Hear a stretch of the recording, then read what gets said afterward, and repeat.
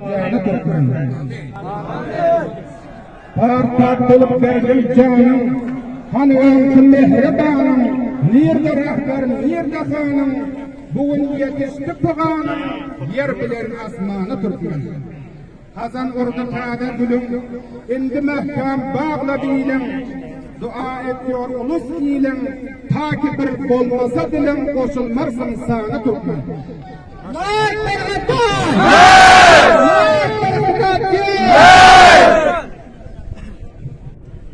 Koşuların Türkmen ağda, hüsyar olan bolmansa da, bil vakanı eşten bağda, Abdülravuk düşüp yada, gözde yaş ravanı Türkmen.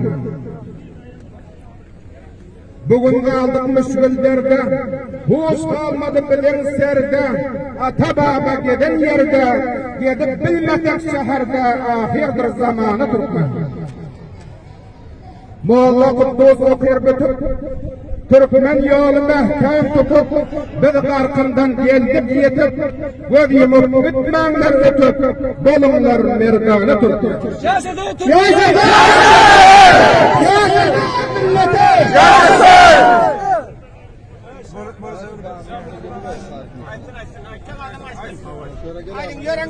Men Panamoy'undaki suali çarvalık, kavmi Türkmena, kavmi Özbek'a bana beri gelip, bakatiri Abdurrahman, bana bu tecrübe iştirak edip, adalet sağlık, adalet, emniyet, Abdurrahman istiyor.